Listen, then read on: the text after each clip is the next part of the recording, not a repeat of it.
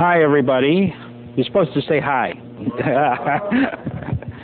I'm Jim Altshold, and I'm the Evaluation Coordinator for the National Centers for Career and Technical Education. I'm delighted today to be introducing Dr. Susan Sears. Sue and I have known each other for, let's just say it's gone back a few years, just a few years. Sue has been a faculty member in the College of Education. She currently is a faculty member, and she's been on the faculty for approximately 23 years. And I know that exactly because we started together. So I have to bring that up. She has also served in the College of Education as an associate dean. And prior to that, she worked in the schools as a teacher and a counselor. So you have a person who has a lot of experience across a lot of different educational settings, venues, and types of different working situations. I think K through 12. Would that be correct? K through 12. Okay. Sue specializes in counselor education, and she utilizes contextual teaching and learning, the strategies of that, in teaching counselors for mental health and educational situations. She has studied best practices in contextual teaching and learning, and she, from that study, has created a series of case studies that are on a website. So I thought I'd make sure you know the website, and it's www.contextual.org. So if you want to see the case studies, certainly you can go there. Now I get some royalty from that. I get a little trade-off, sure. Currently, she is writing a book on contextual teaching and learning in teacher education, and directing a project on transforming the role of school counselors in today's schools. Now, that's sort of a formal introduction, but I'd be remiss if I didn't go a little different direction. A long time ago, long before there was a National Center for Research in Vocational Ed, the first national center, there was something called the Center for Research in Vocational Ed. And I was an evaluator in that center, testing occupational exploration modules. Sandy, you'll remember those, absolutely.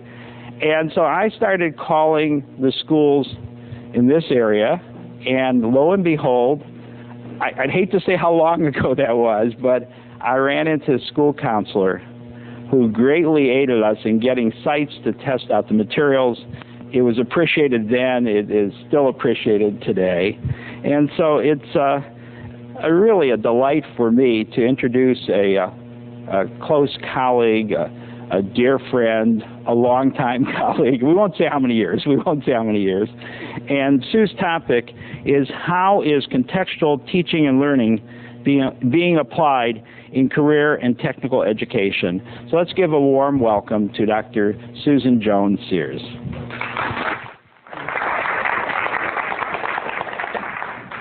Thank you. I appreciate the welcome by Jim, and it has been a long time, but you're looking good, so I guess that's what's in. This afternoon, what I'm going to do, talk a little bit about contextual teaching, obviously. And as Jim told you, my background in contextual teaching and learning really is related more to teacher ed. And so we have had, Sandy Pritz was a part of it, and she's in the audience here. We have had a very significant, I think, contextual teaching and learning project in teacher education. But today we're going to be focusing more on career and technical education. So I want to discuss what contextual teaching and learning is and what it is not, because I think it's important to get a sense for what it is not. I want to give some examples of contextual teaching and learning, and also talk about some support for contextual teaching and learning. I would say to the group that is here, I hope that you will feel comfortable raising questions as we go through this discussion. This is not to be just a one-way conversation for the next 45 minutes, so please don't hesitate to bring up points or ask questions. I want to start with a definition of contextual teaching and learning. You'll just notice that this is really a rather simple, straightforward definition. We're talking about a conception of teaching and learning that helps teachers relate subject matter content to the real world and helps kids make the connections, motivates them to make the connections between knowledge and their lives as citizens, as family members, as workers. And that is what I would say, a very straightforward and simple explanation of what contextual teaching and learning is. Now, obviously there's nothing that simple, and so there's some additional characteristics or factors that I want to discuss related to contextual teaching and learning. And most of the time from now on, I'm just going to call contextual teaching and learning CTL for short. So first, CTL is supportive of rigorous content. It's clear in today's world that students need the equivalent of a college prep background as well as a career major. The jobs that are available in the next decade or beyond are ones that are going to require high-performing workers. And so we need to be developing high-performing students. And I think in some instances that's not always the case. And so hopefully CTL would guide us and lead us in that direction. CTL engages students in defining and researching problems. They experience, when they're doing this definition and researching of problems, they experience the messiness of ill-structured situations that really are characteristic of the real world. Problems that we sometimes find in textbooks are neatly laid out. It's not the kind of a problem that we would like to see students wrestling with as they're defining and researching in CCNL. The students assume the role of stakeholders who have some reason to be concerned about the resolution or solution of the problem. They're going to be affected by the outcome of the problem. And so that helps motivate them and get them involved. They engage, as they define and research the problems, they engage in higher order thinking. They get into a deeper discussion of whatever topic it is or whatever problem it is that they're researching. And this depth of knowledge is important, as you know. The disciplined inquiry that they engage in is very important, and it teaches them the kind of skill that they need to really survive in a culture anymore that has more than its share of, or a society that has more than its share of problems.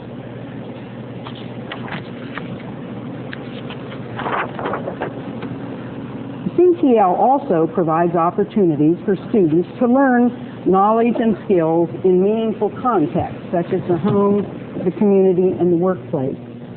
The theories of situated cognition point out that knowledge is inseparable from the situation in which it is developing.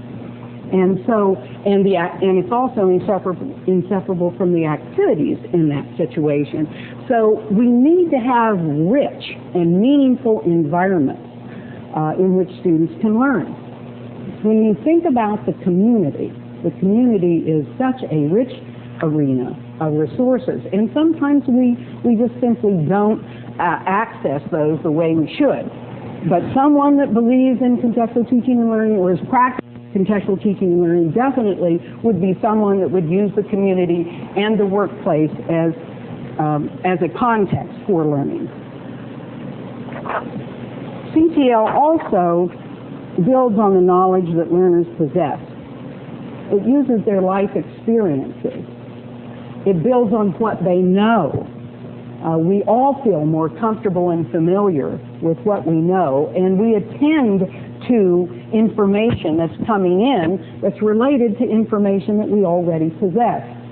So we use these experiences in the context that they're familiar with as kind of instructional platforms to help them move from what they know to what they do not know.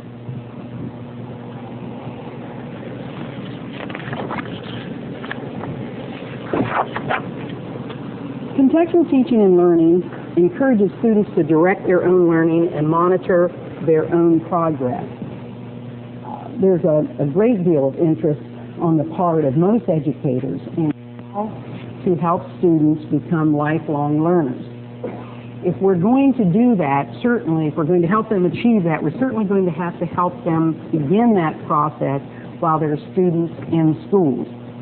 So we can teach them how to learn and how to apply learning strategies to the content they're trying to master.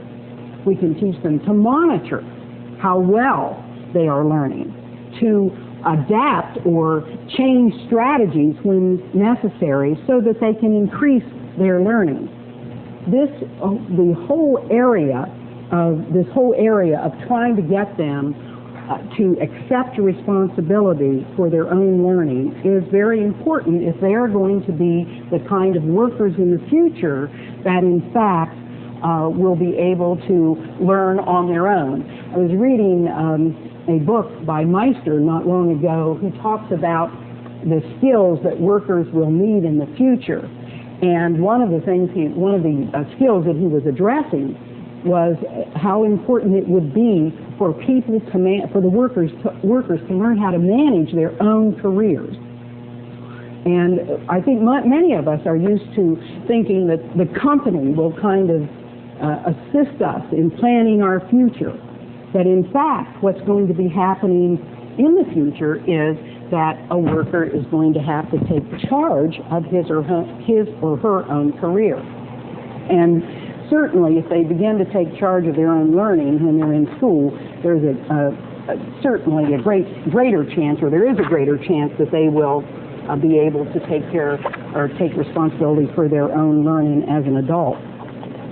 Contextual teaching and learning, or CCNL, supports instruction that helps students learn together and from each other. The social cognition theorists address the importance of conversation and interaction in learning. Learning is a social process. And because of that, if you're a CCNL advocate, then you're more than likely to have students working perhaps in cooperative learning situations, but certainly interdependently trying to solve a problem.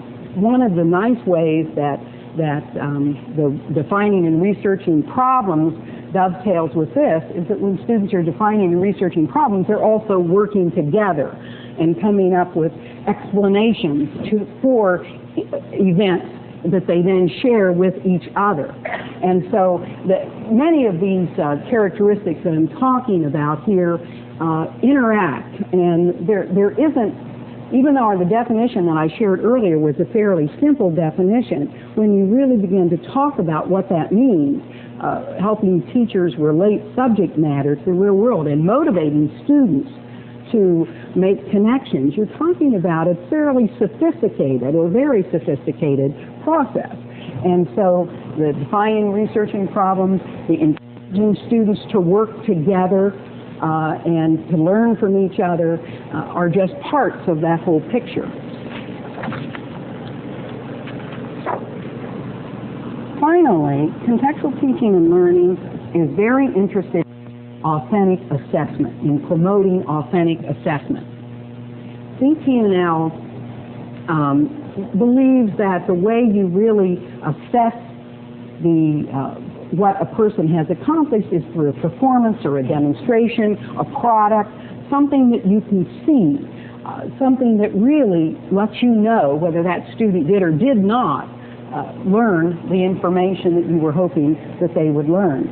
So again, if I were, or as I am trying to engage in contextual teaching and learning myself, in my own classes, what I'm doing is having students either demonstrate or they're producing a product, there's a performance of some kind.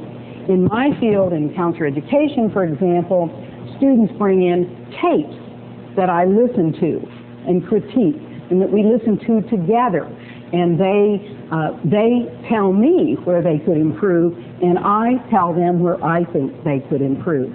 But there's a product that we're working with, there's feedback being given, and then they're out again doing another tape, bringing it in, and I'm engaged in an ongoing feedback as the year progresses, so that in fact they are gaining skills as the year goes on. So that's one way, for example, that one can use authentic assessment. Another thing that I found very helpful is I asked my students to develop a school counseling program. And so they're given a fictitious urban area that resembles one very close to here, and they then develop a full-blown school counseling program working in teams. And they go into the schools, gather information, use that data to develop their program, and at the end of the experience, which is really about a 2-quarter-long experience, they have a product that they can assess and that I can assess, and we have a group of teachers and counselors in that city system that critiques the product also. So an example of authentic assessment. Now, sometimes it's important to recognize what something isn't as well as what something is. And I want to spend just a minute talking about that. Contextual teaching and learning is not a lecture-only method of teaching. And that's really what I'm doing right now. I was thinking as I was getting this ready that the negative thing about this kind of an interaction is that you're doing what you're telling people that they shouldn't do. And so I'm certainly not modeling a contextual lesson, and I thought for quite a while, to be honest. I tried to think of something that I might do that I could involve an audience in that would be a demonstration of contextual teaching and learning. And I didn't come up with anything because I really didn't know who would be here and how I could involve the audience. So, but again, it's not the lecture-only method that I happen to be doing right now. It's not busy work or activity for activity's sake. I think that that's one of the problems that we sometimes get into, or one of the images we have when we do learning that in many ways is application. We get accused of being involved in cutesy activities rather than really learning the stuff that you have to learn to pass or to get a good score on the ACT or the SAT. And that's not what this is about. The kinds of activities that you're engaged in when you're doing contextual teaching, or the kind of activities you have students engaged in when they're doing contextual learning, are very seriously thought through, well planned out activities. And we'll talk a little bit more later about the need to give teachers the time to develop these activities that they need to have, because they're certainly a very important part of what we try to do in CCNL. CCNL isn't doing questions at the end of the chapter.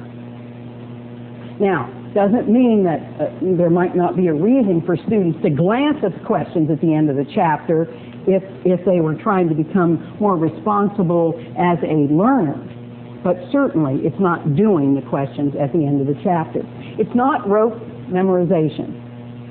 Not trying to remember every fact that you have to remember to do well on a test. And it's not teacher-dominated goal setting. When you're working in a learning environment that would be described as a CTL learning environment or a CTL environment, it would be one that the student would have input into some of the activities too.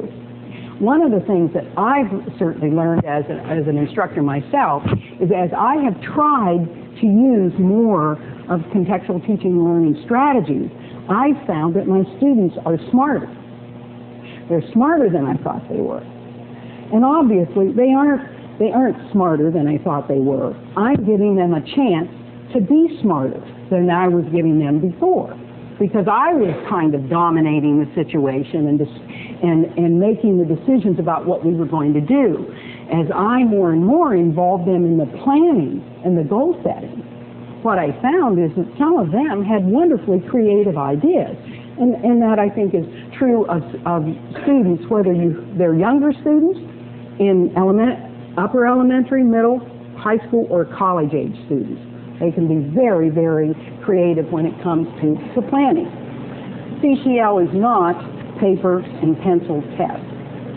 That's not the way that you would be trying to assess how someone had done. You wouldn't be giving a paper and pencil test only. Now I want to talk. Well, let me stop a minute before I do that and just say, are there any comments or questions from anybody that's in the group? Yes.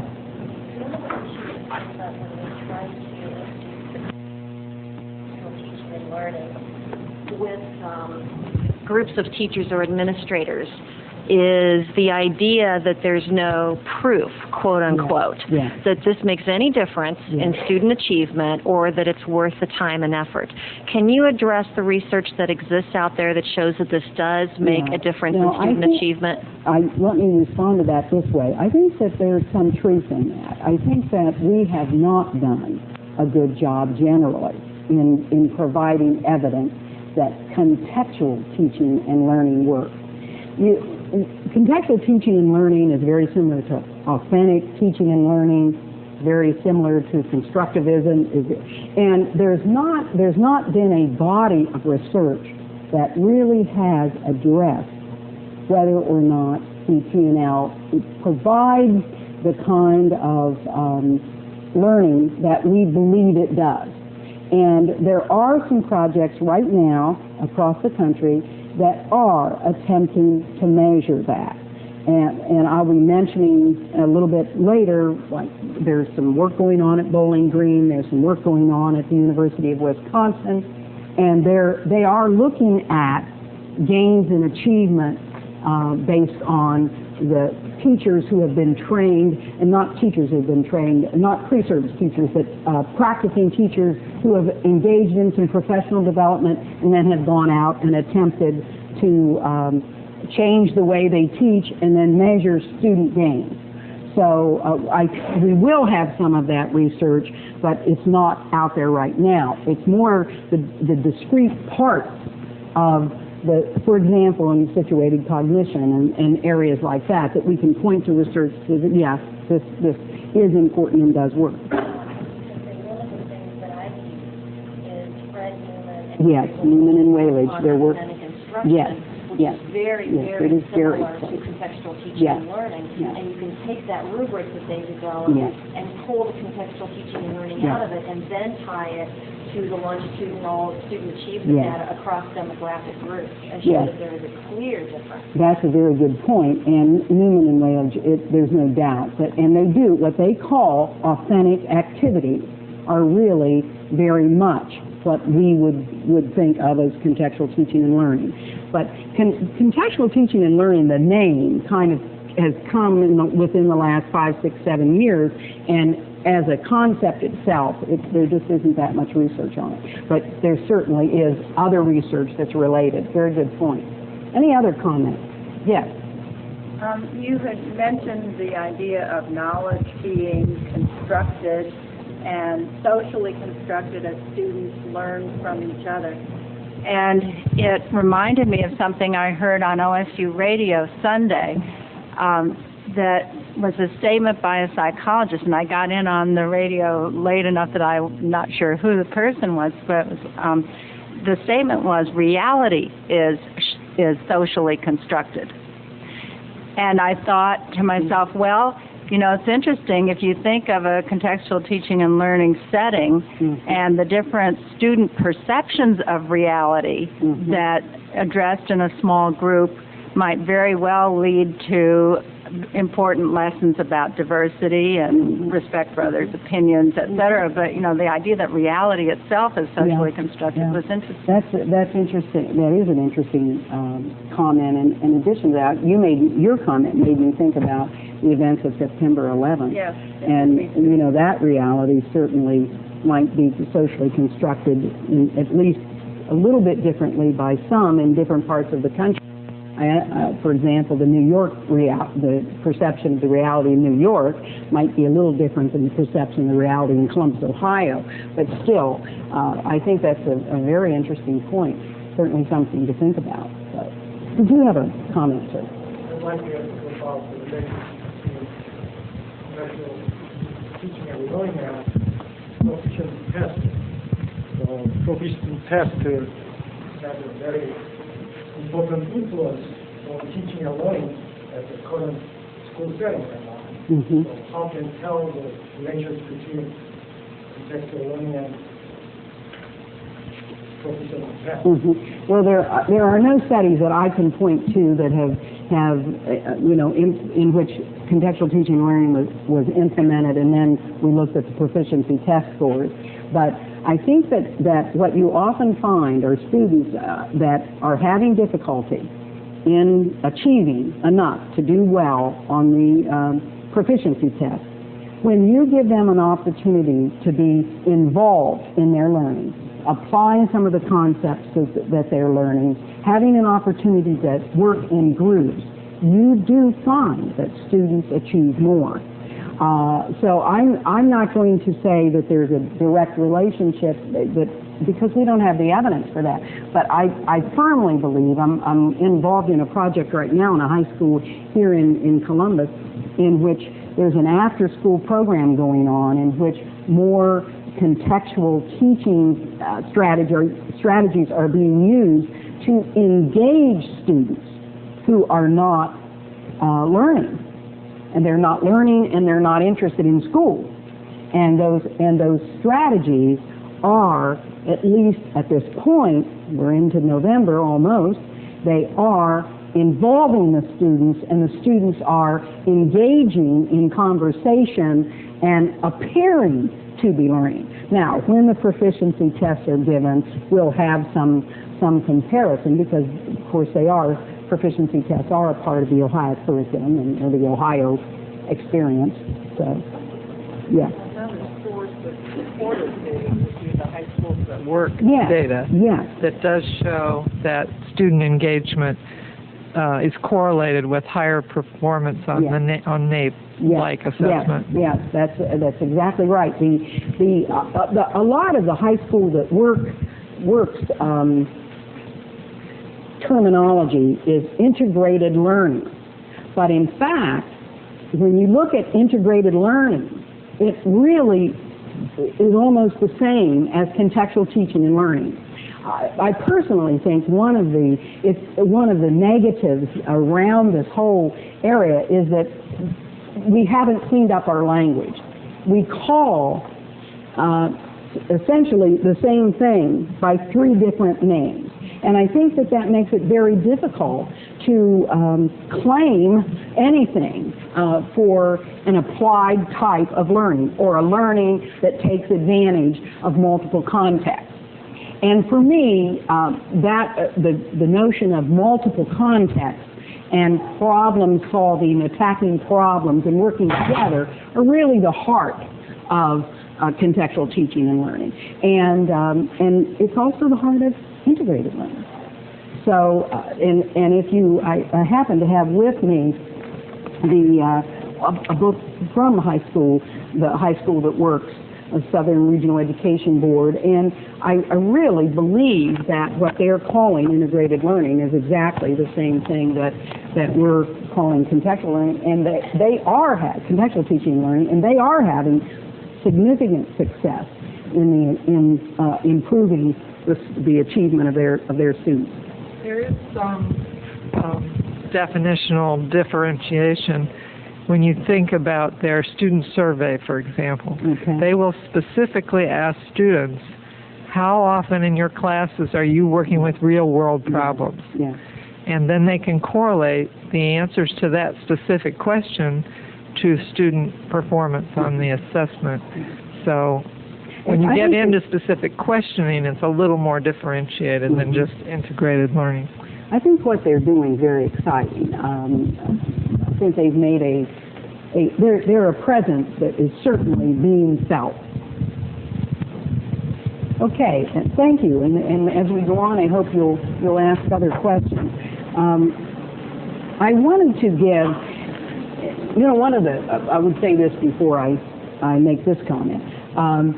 One of the realities of trying to prepare for something like this is not having any idea who your audience is going to be. And so I made some assumptions that there will be some people that are tuning in, not the people in this room, because you're quite a sophisticated group. But the people, and many of the people tuning in are quite sophisticated also, but there may also be some novices in that group that don't know anything about contextual teaching and learning and don't know what it kind of looks like. And so therefore I put in some examples, and some are better than others and some are more in-depth than others, but hopefully they will ring a bell. And if any of you in the audience have a comment that you want to make about any of the examples, please don't hesitate to do this, or to do that. The first example is an agriculture teacher and a math teacher who put their students together to design a mist system for the school's greenhouse. The project involved calculating the volume of liquid and the amount of PVC pipe required for the project. So they had a problem that they were attempting to deal with. And they worked together on it, and they came up with some sort of a product at the end that they could see and that they could be measured on. So one type of an example of CCNL. Another, a textiles teacher and an English teacher invited speakers in from business and industry to make presentations to their student group on workplace standards and quality control. The students who were trying to learn the skills of note-taking and the skills of interviewing or questioning the people who were speaking engaged in those activities of note-taking and interviewing, and so they got to practice their activities, and then they wrote a 1 to 3 page report. The textile teacher graded the content, the English teacher graded the grammar. Now, this is a relatively simple example that had a clear beginning and clear ending. It wasn't a long project, but was something that involved the students. And these examples are ones that I've either heard or taken out of different literature, so they're not made up examples. They really were done. Several of them came from some literature about things that were happening, lessons that were being developed and being implemented in North Carolina and in Delaware. So I need to give those states credit for some exciting examples. Students in food nutrition, chemistry, and journalism classes investigated the metal content of foods before and after cooking using various types of pans, cooking pans. They prepared omelets using stainless steel, copper, cast iron, glass, and coated cookware. The chemistry students used food samples to make chloride ions, and they tested those samples at a local university. Now, the students had studied in health the negative effects of too much aluminum in food as a result of cooking your food in an aluminum pan, for example, or too much copper in the food as a result of cooking your food. So they learned about the health problems that can come from that kind of a situation. They calculated the ratios of standard metal concentrations in eggs and mushrooms, which is what they were in their omelets, before and after cooking. They made graphs showing the results, which were pretty dramatic. The egg samples cooked in the cast iron experienced 176% gain in iron. The mushrooms were cooked in copper, and they underwent a reduction in copper. And so the chemistry teacher was already saying, well, where did the copper go? And was thinking about the next problem that she could tackle based on the results of this particular experiment. So you can imagine students getting really hooked into something like this. And this is a lot different than sitting there memorizing out of your chemistry book. And it's just a very different way of teaching. Excitement is how I kind of characterize it. Another example, students' writing skills or scores were real poor on the proficiency. In this case, it was on the proficiency in a Delaware school. And so the English teacher and the cosmetology teacher, and these were seniors, were wanting to figure out a way to improve their skills. And so what they did was decided to have their students do a trade journal. And the students focused on the vocational content and their technical writing skills both. And this is I think this is a fairly sophisticated project, and wanted to tell you a little bit about it. The students had to write 5 occupation-related articles, 5 of them. And this is what they had to do. They had to write an interview with an expert in the field. They had to do a how-to article. They had to do a review of a book in a career or technical field. They had to do an article comparing and contrasting new products. And they had to do a persuasive article on the opportunities for career advancement. So they wrote 5 articles. They had to be able to publish 3. So the teachers read the articles, gave the students feedback.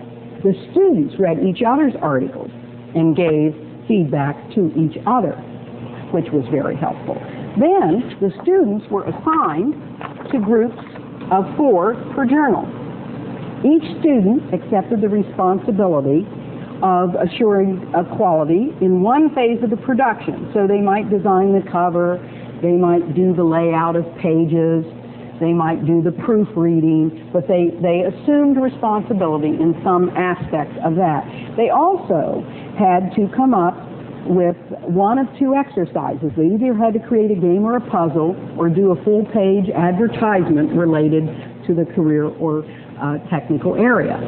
So again, this was a way to involve the students in a major unit that ended up improving their writing skills, and in their case, in this school in Delaware, and no figures were shared to substantiate this, just hearsay, that in fact the scores on the test, on the proficiency test, did go up.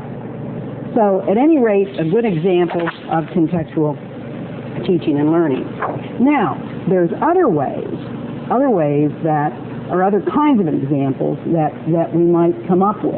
And I put just some general ideas here, and I thought there might be some notions that some of you would have of examples that would be a way to implement contextual teaching and learning, but would fall into one of these categories. Generating solutions to critical problems facing the community. Any of you think of something that might be a contextual teaching and learning activity that would be directed toward helping to find a solution to a problem in the community? I'm involved in a project with one of the Columbus high schools paired with an elementary school that are tackling the issue of homelessness in terms of what they can do to be helpful in that regard. And really looking at their proficiency requirements with regard to the different levels of government and how different levels of government have responsibility for different aspects of the issue for the homeless. And so they've been actually talking with people at City Hall about that problem and different aspects of it that they could have a part in trying to do something about. At Fort Hays, they happen to have an academic and a vocational or career technical high school. Actually, they're involving the dental students in cleaning the teeth of those who are homeless. I mean, we are down to something, that's very, very practical, and yet it really relates to their... the entire school got involved. Wow. They won a National Service Learning Award for it last year. I can well imagine. Yes. a worthy project and very, very good example. I'll have to find out more about that so I can use it as an example. It's very good. Anybody else think of anything? What about the other two categories?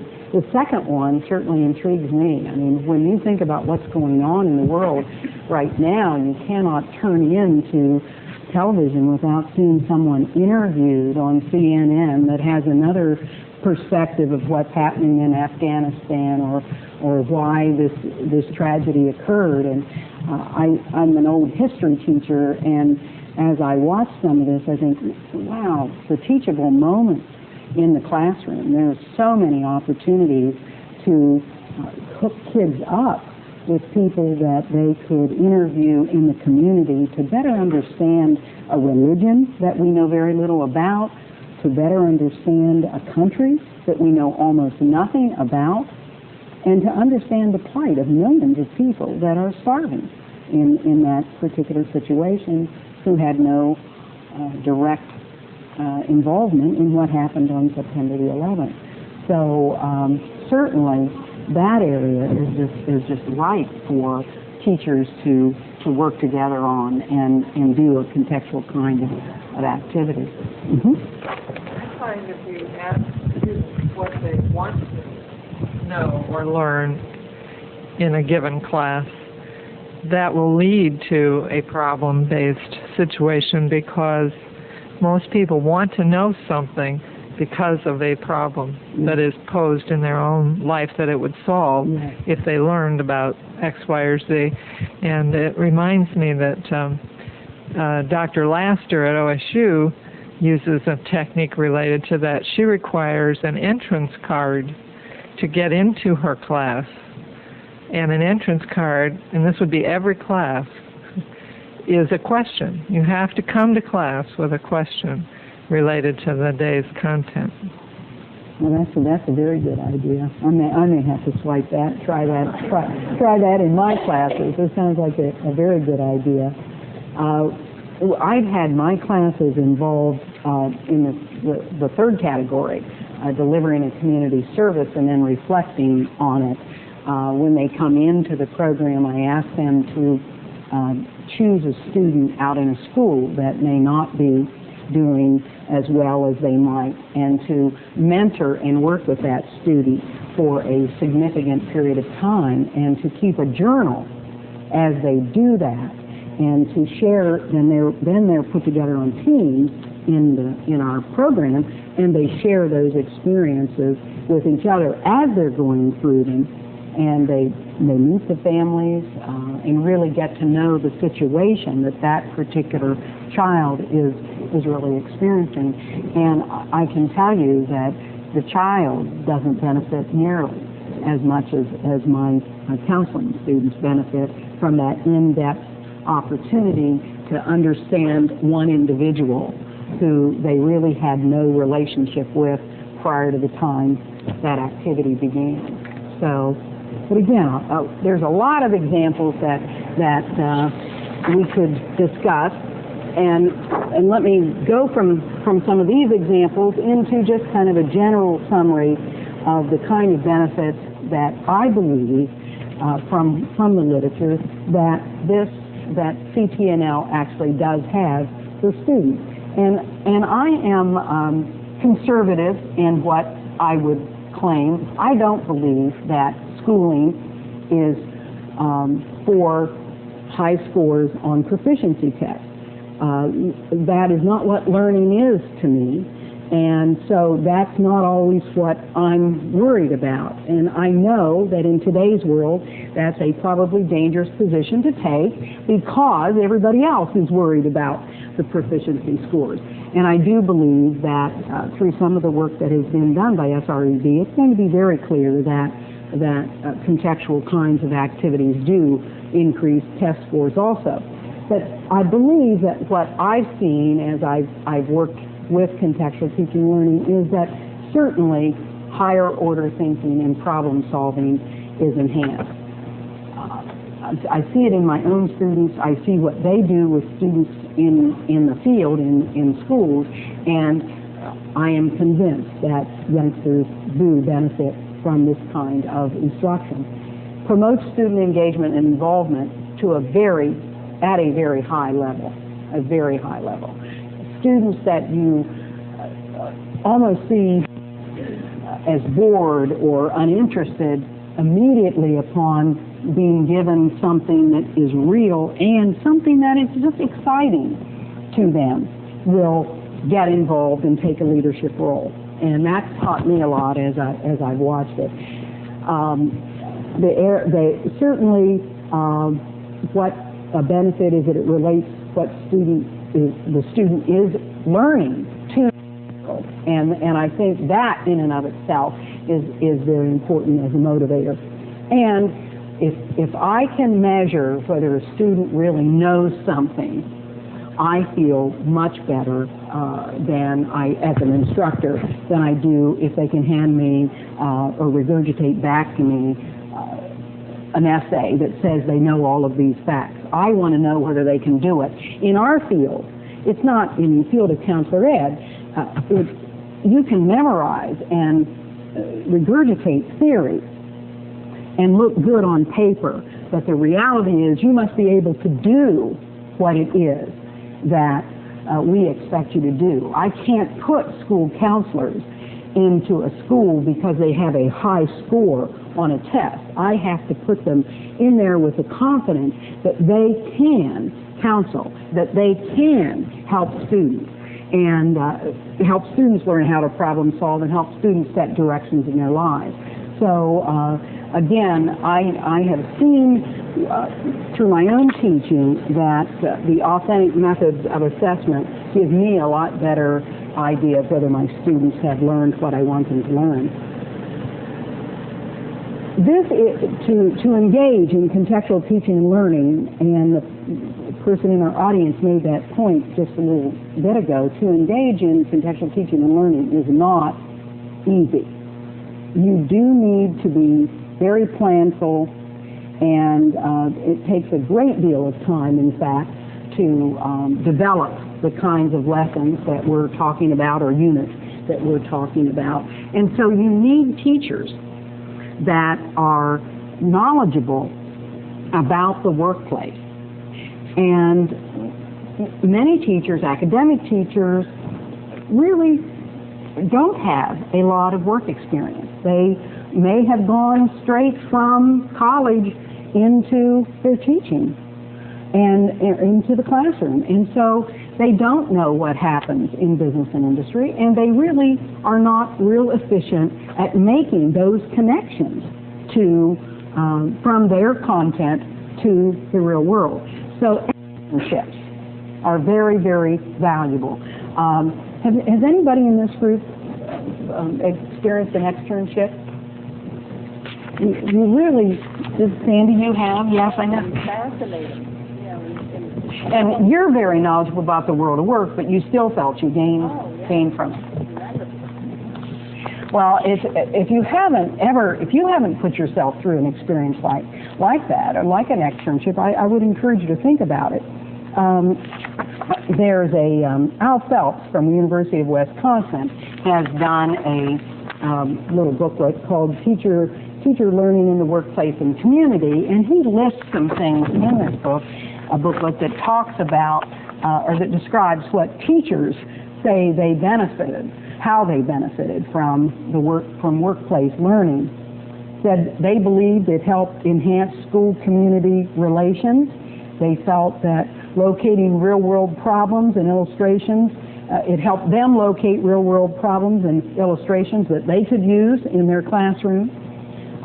It helped them develop insights on performance assessment, because they began to see how their content was being carried out and realized that they might be teaching that content, but that content wasn't going to be, they weren't measuring whether that content was learned in quite the same way the workplace was measuring it.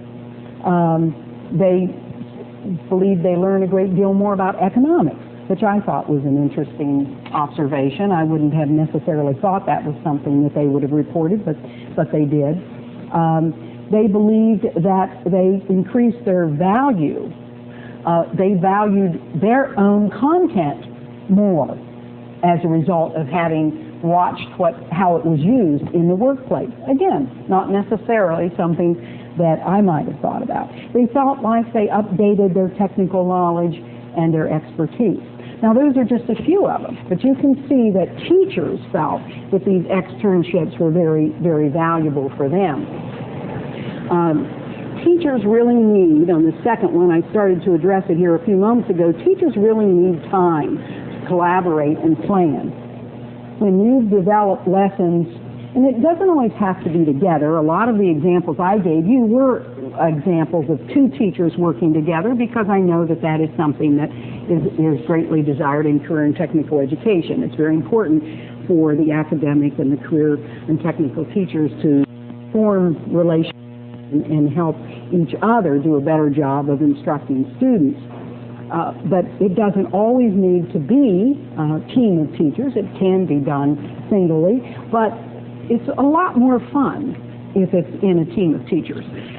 And people learn, again, because it's contextual teaching and learning. Learning is a social process, and people learn together and from each other when you give them that opportunity. And the old adage of two heads are better than one, I think, is exactly right. You get ideas from each other, you get motivated by each other, but it's very time-consuming.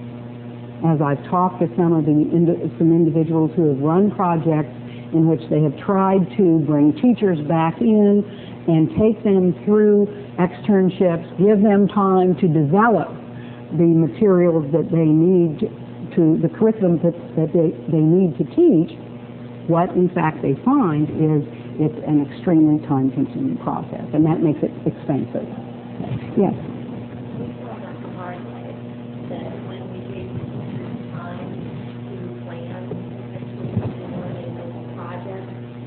We had made the bad assumption that teachers would just automatically know how to work together and that they'd know how to plan integrated lessons. And we had to back way up and get them to, first of all, get to know each other, because these are people who may have worked in the same building for 20 years, but they never saw what each other did. They didn't know what each other did, and they didn't necessarily trust somebody else to come in as a peer and observe what they were doing. So we had to back up and establish trusting relationships between these folks before they could even start to think about how they could plan to teach together. That was a big lesson for us. That's a really important point, Sheila, and I remember hearing my friends at the University of Wisconsin who were working on a professional development project, and still are, say exactly the same thing, that it was a lesson for them to realize that teachers often have not learned how to work together. And so there was an important component that needed to be added, and that was, how do you work together? And so it sounds like you experience exactly the same thing. Yes? Yes. Do you find, or in your opinion, is the amount of time necessary for collaboration, does it tend to diminish as teachers have more experience in working together? And I'm going to tell you what I know from the University of Wisconsin's comments from some of the folks up there, and that's that, in fact, it does diminish in time to some degree, but it still is, at least at this point in their findings, it's still a very significant amount of time. They learn to work together differently as teams. They learn to help each other in ways that they didn't know, that they didn't use before, but that it's still very time-consuming. Again, it's kind of interesting from a teacher ed standpoint that teachers come out of teacher education programs not knowing how to work together. And I think that's one of or not knowing how to plan this kind of instruction. Now, having said that, I want to also say that has changed, and that is changing, and we saw evidence of that changing. Professional development school movement has caused many more teacher educators to be placing students out in the field, and richer units are being developed as a result of the interaction of classroom teachers with the teacher educators and with the students in training. But there's a lot of colleges of education around the country, and a lot of them are not using professional development schools or some of the more long-range interventions. Many of the professional development schools, some of them are in 5-year programs or master's programs, and so there's not a lot of those kinds of situations across the country. Teachers isolate very quickly, as many of you know, and they're very used to having shutting their door and doing whatever, and because teaching is not a public act, they just don't seem to have learned how to work together, and they don't learn how to work together on the job. So,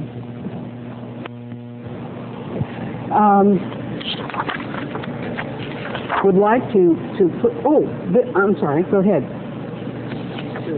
As you've been talking, my experience in doing this indicates that schools aren't organized for the team teaching, for the planning time, and so on. So you can train teachers to do this, but you're putting them into an environment that really isn't organized like a business that'll break away the time to do something as a team and so on. So I think there's really a fundamental problem. It's a lot more than training, and the fundamental problem is that the time element is way underestimated, and the structure to support it is not there at all. Yeah, I would agree with that. I appreciate you bringing up the point, because schools aren't structured. They aren't structured to change either. I mean, that's the other part of this that really presents the practicing person with a dilemma, and that's how do you, if you hear something you think you want to do, and it's going to take resources, and it's going to take a different structure in the building, plus people that want to work with you. How do you make that happen? I think it'd be interesting to study this from the perspective of schools try to do it without project money, because the project is usually an outside project, and then the money provides the free time and so on. Take away that resource, and many times you don't really see this happening. Yeah, I think that's exactly right. You make a very good point, Sheila. Was that if you've got a high school that's got a 7, 8, or 9 period day with 1,000 kids, it's virtually impossible to take this approach. And so what we've seen schools do instead, which is your first bullet point, is reorganizing the school day so you don't have 40-minute periods 8 or 9 times during the day. You structure to, say, a 4x4 block schedule or an A-B schedule, so the teachers have extended periods of time with students that they can use constructively, not like, oh, we'll do 2 chapters in a period instead of 1 chapter. No, that's not what that means, but how do you really use that time constructively? The other issue is this drives home the point about small learning communities, because when you've got a high school of 1,200 kids or so, how in the world can you do contextual teaching and learning when you don't know that all of your kids are going to be the same across a particular project? So if you drive it down to a smaller group of kids, either organizing by career clusters or houses or academies or whatever you want to call it, and now you've got 100 kids and a core group of teachers, you can do this kind of work. And it's much more manageable, and you don't necessarily have to have a lot more money to do it once you've got it. Well, that's a very positive and hopeful expression, and I hope you're right. I think any time anymore that you buy teachers time to engage in professional development, that in fact you do spend a lot of money. I mean, there just isn't any way. You do, and you do. I need to respond to a question in the back. Go ahead.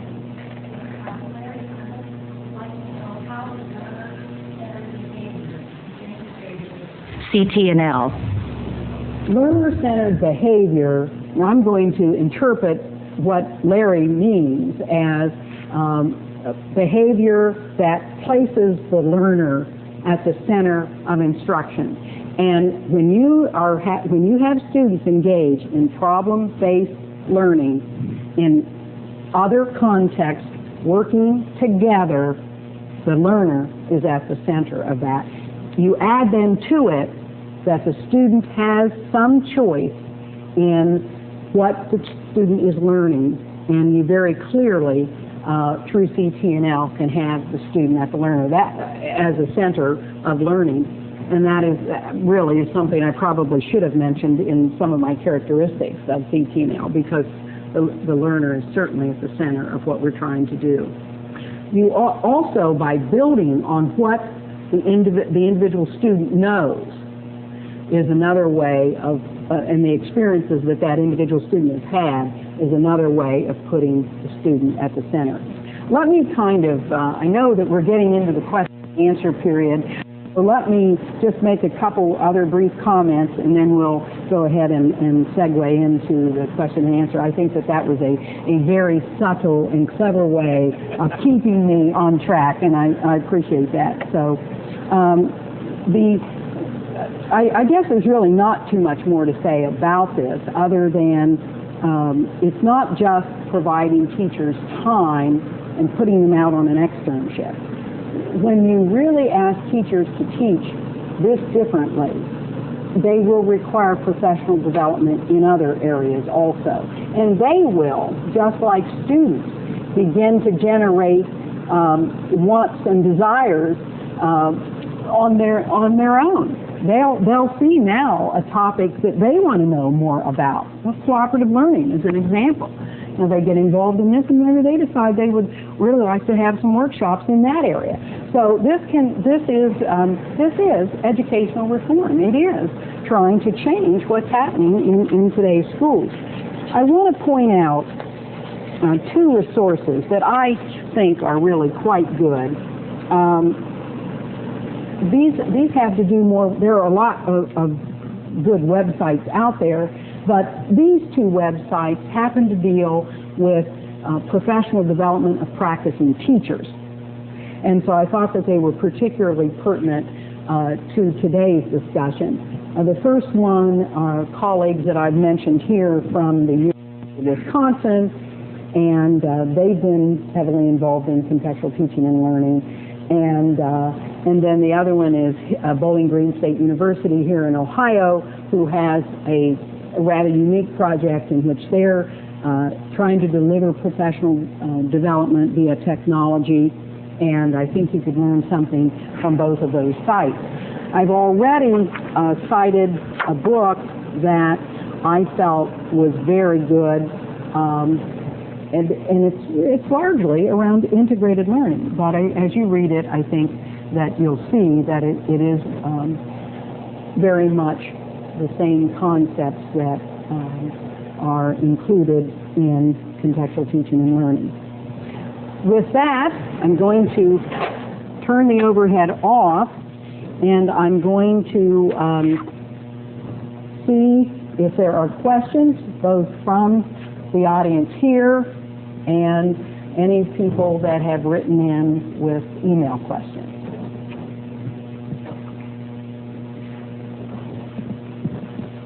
Yes. I'll take the phone. Thank you. When you consider the amount of time it takes to get across a certain concept or a certain area, direct instruction versus contextualized, and you consider the amount of preparation which is necessary for contextualized versus direct instruction, it seems you would have to have a much greater learning gain to justify that extra cost. And you've already spoken to the fact we don't have really good data. Do you think there is the potential for that much greater learning gain?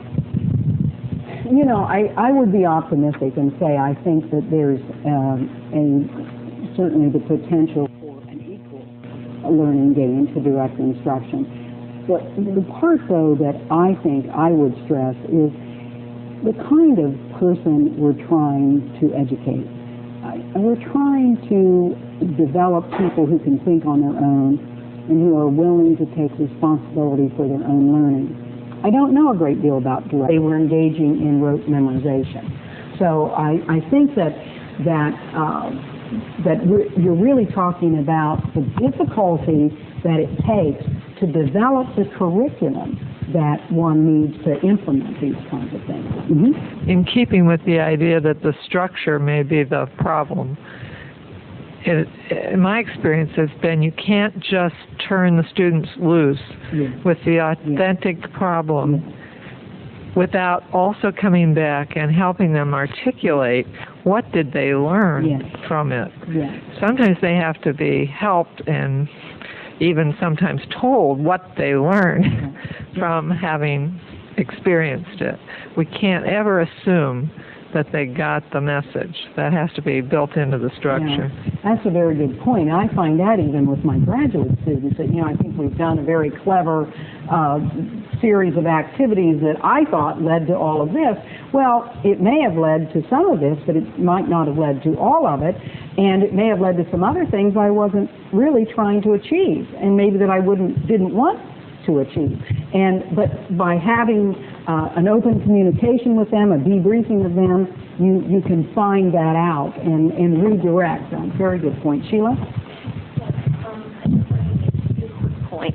I think there's sort of a myth that if we do activities that are contextual, that there isn't always a point to them, that we're just doing something fun like you had in your previous overheads.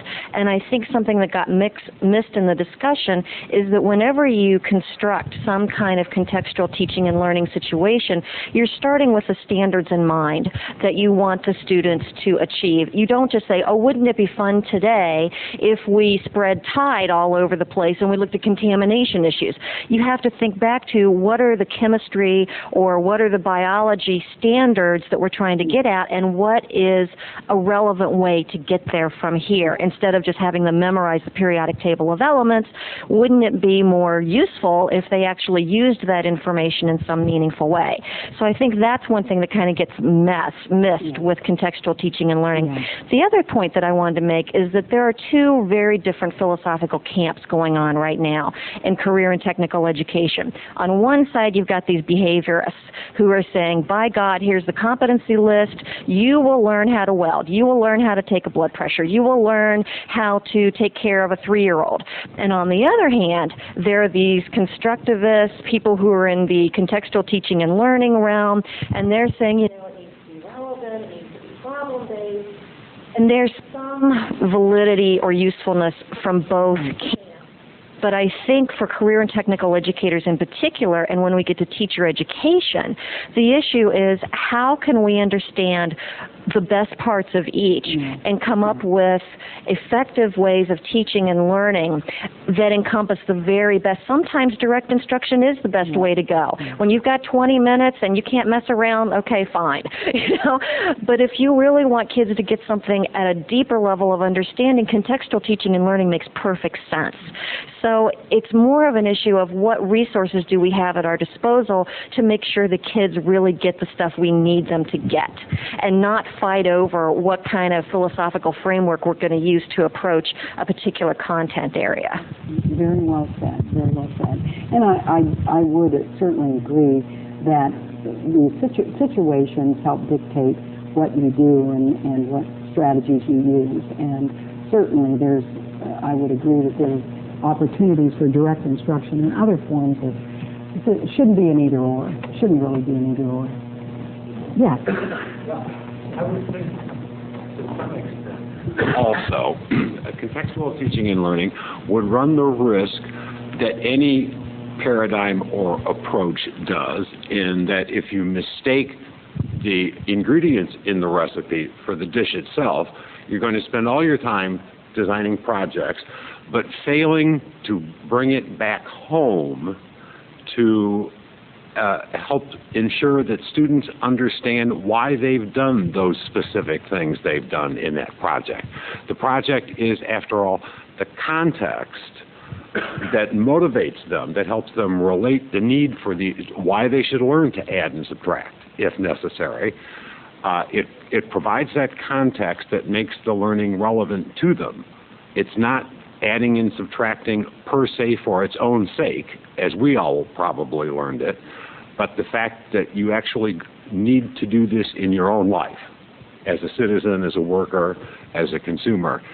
And I would think your first overhead captured the essence of it in the question of relating content, making it relevant.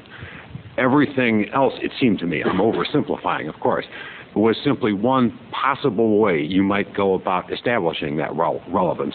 And whether it works in your own mind or not, the key to it is to make sure that that establishment, that relevance, also occurs in the student's mind. I think the debriefing and the processing that you would begin, or that you do just routinely with the students, helps you get it exactly what you're describing. So, good point. Now, I was thinking as I was listening to your comments and questions, I think what we're showing here is how when a group gets together, and a knowledgeable group, most of you are here out of the kindness of your hearts, but you bring with you a great deal of knowledge. And you add, the discussion as a whole is much richer because of what you brought to the discussion here. And I think that's one of the points that I was trying to make when I talked about, contextual teaching and learning being a rich kind of instruction. So, other questions? Do we have questions? Any other email questions? None. Okay. Yes.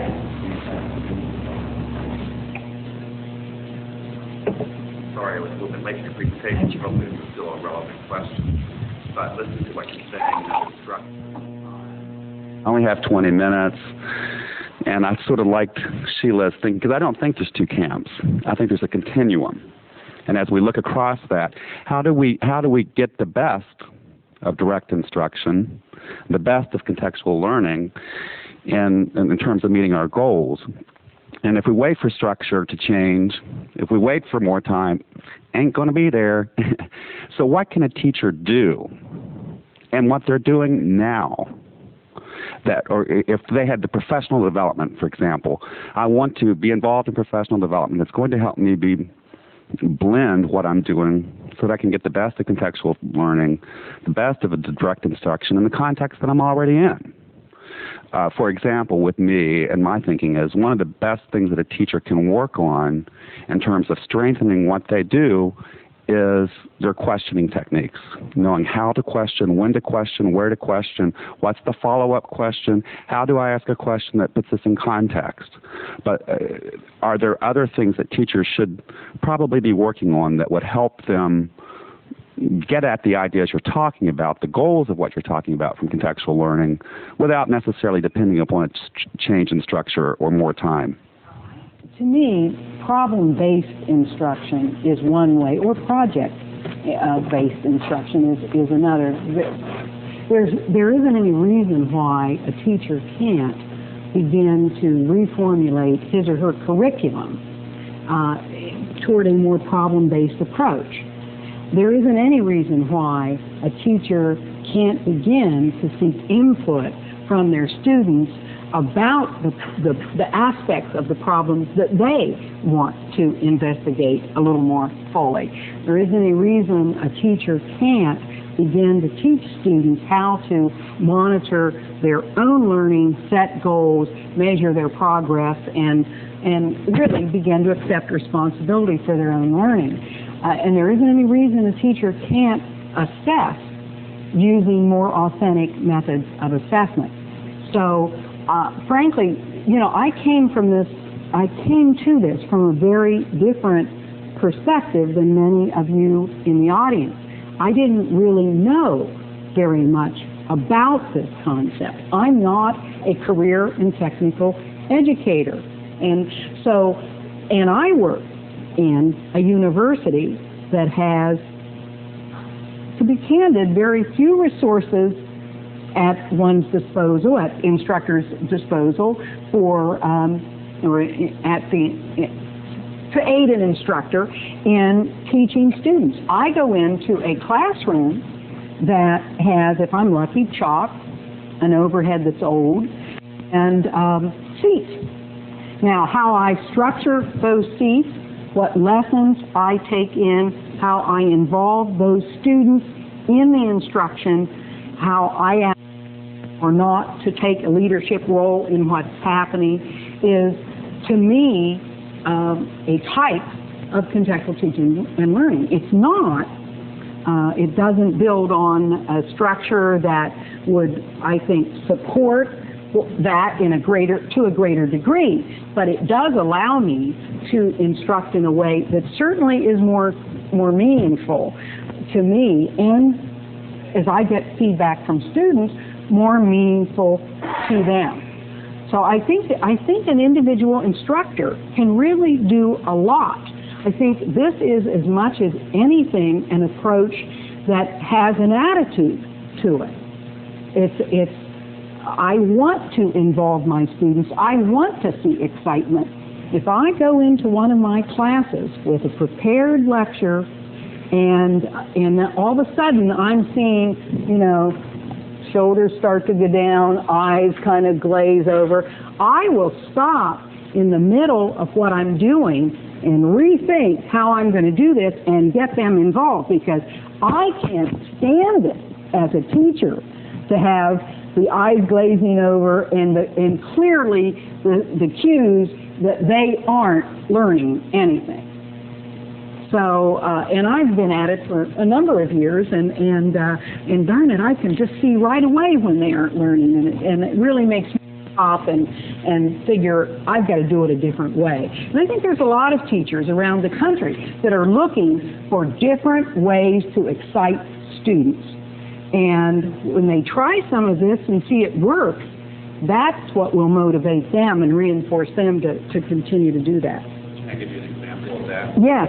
And I think you're very, very on target with my current thinking about it, that it's more a matter of the teacher than it is anything else. And it's a matter of how the teacher thinks about who they are, how they see the world, and how they want to help people process it. So I think the attitude piece is very strong. One unit that was contextual learning unit around infection control just recently, teacher tried it. He was teaching infection control for the first time under contextual teaching and learning. Basically went out, had her students go out to a hospital and try and find out their infection control plan. The hospital would not get it to them. It was proprietary information. And the students were so gung-ho about the project and about the problem they had, they went to the waste management facility on their own and found and investigated with waste management facility what they were doing with that hospital and found the information they needed. The teacher was totally a new teacher because she tried a new approach. So not only was it good for the students, it was good for the teacher and their renewal, their regeneration and a motivation for teaching. So I don't know why, but what you just said reminded me of something that happened clear back in 1963 when I was history.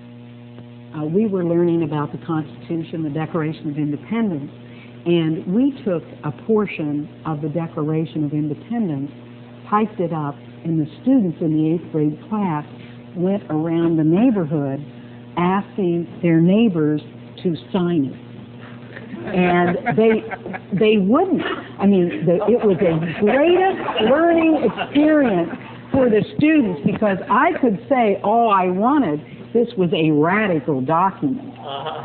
But when they realized that at that time individual citizens in their community would not sign it, I'm sure it was a lesson they never forgot, and it certainly was a lesson that I never forgot. And again, it was a simple thing, but it was using the community and the citizens in the community to help drive a point home to the students that, hey, that was a significant document, and there were some significant words in that document that lots of people were still not willing to put their name to.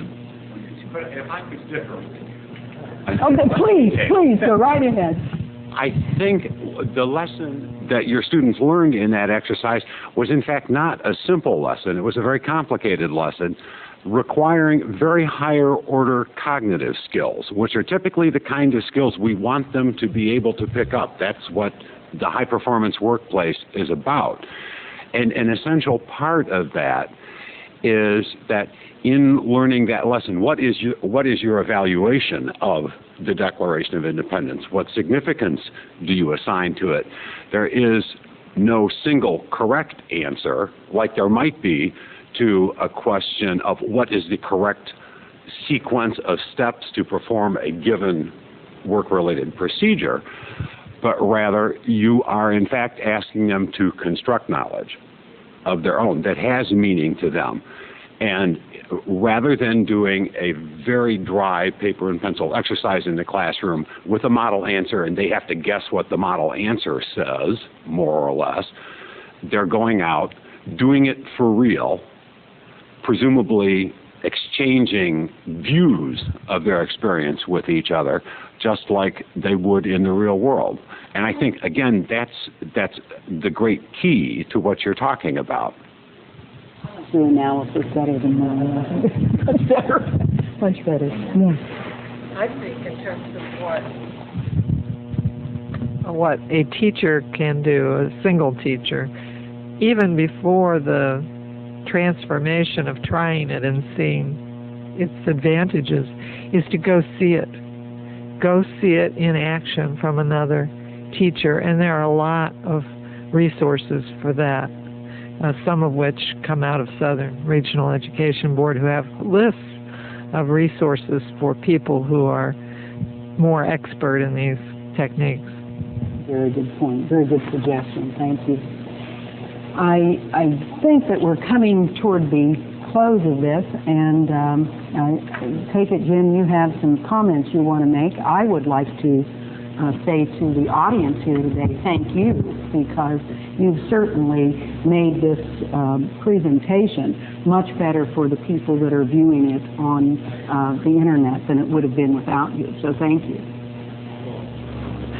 We do have a question from a scholar, if you could take one more. Okay. This is from Jerry McMurtry out of Idaho, and his question is, what or how do you, I'm kind of paraphrasing this because he disconnected and had to reconnect a couple times, so he was afraid he missed something, but he's concerned about how do we infuse this contextual teaching and learning idea into teacher preparation programs, because they're not getting it at the university levels when they're going through their preparation programs. And as Career and Technical Education looks to revamp their teacher prep programs, you know, what can be done in order to infuse that into the university setting and preparing teachers? I guess I'm going to respond to it. I can't almost feel like this one I can't respond to briefly, but yet I'll try. And the reason I say I can't respond too briefly is because this is what I've been trying to study in the grant that I have. And we find lots of obstacles at the university to doing this. But again, in my response a minute ago, I think I would say the same thing to the university instructors, and that's, if you want to do it, you can do it. You don't have to wait until you have all of the resources. It really makes you just have to think very differently about your instruction. But the obstacles that we found as we went across the country, and Sandy, please feel free to help me, as we went across the country and looked at institutions, we found that in fact at many universities teaching is not valued. It's just simply not a valued activity.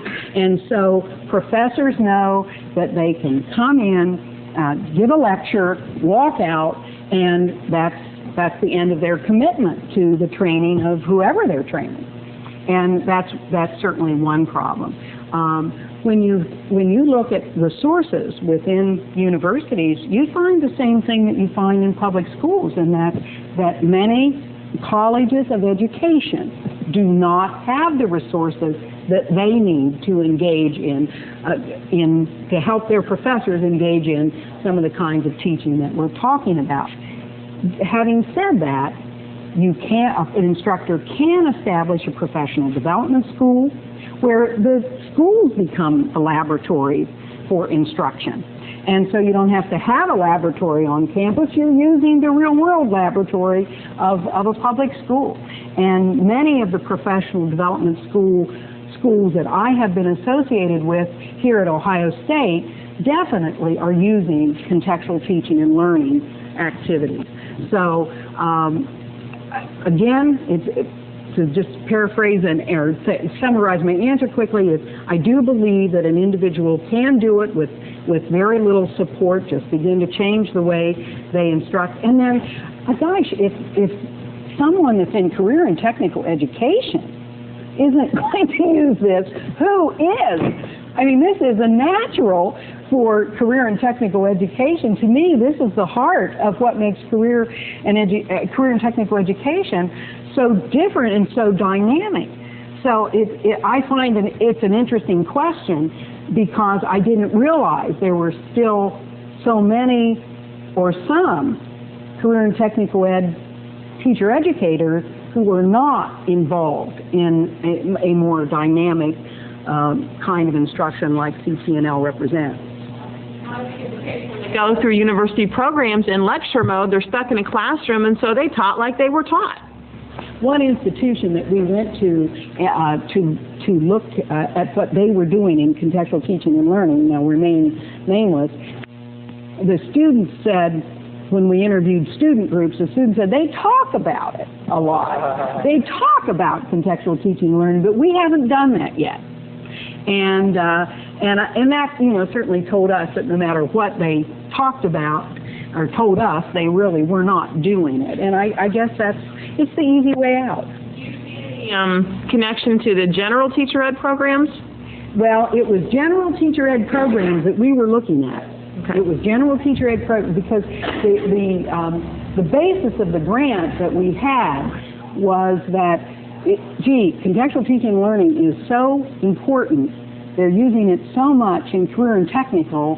Why haven't we, in regular education, teacher education, utilized this wonderful set of teaching strategies?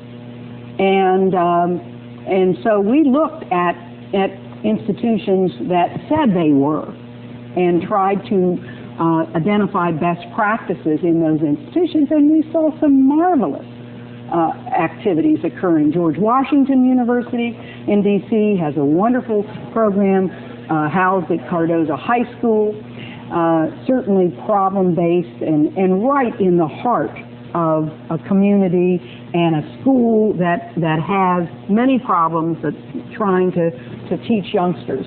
So we saw wonderful examples of problem-based learning there and community involvement there. There's a community mapping exercise that's attached to this telecast that comes from what work was accomplished at GW. So and Western Oregon University, another small university out west, in Oregon, has been very involved in some authentic assessment kinds of activities.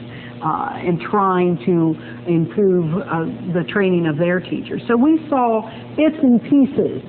We never saw anything that was a whole that would really have qualified as a real contextual teaching and learning teacher education program. Well, I want to make a few closing comments and then an announcement.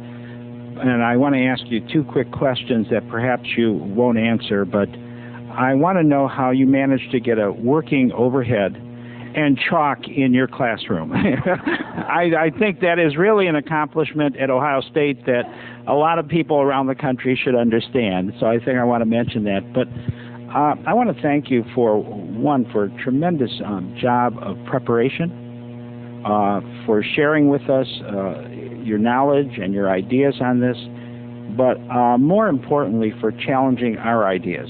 I think you did a great job of that today, and I think it deserves just a great big hand.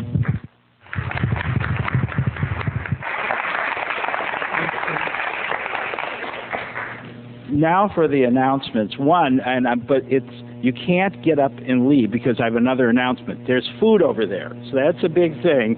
I want to make sure you remember that. And the other is that the next session in this series occurs on November 5th, and the time is different. It's from 1 to 2:30 Eastern Standard Time, and it's by Sam Stringfield and Marissa Castellano on CTE as a driving component of whole school reform, review of research, and first-year observations of successful practices at work. So both for people in this room as well as people tuned in, please remember the time is different. We thank you again. Enjoy. Remember food, and then also you can even take some home. It's Beggar's Night. You know, you could be passing this out. You can do a lot of things with this. Thank you again. Great.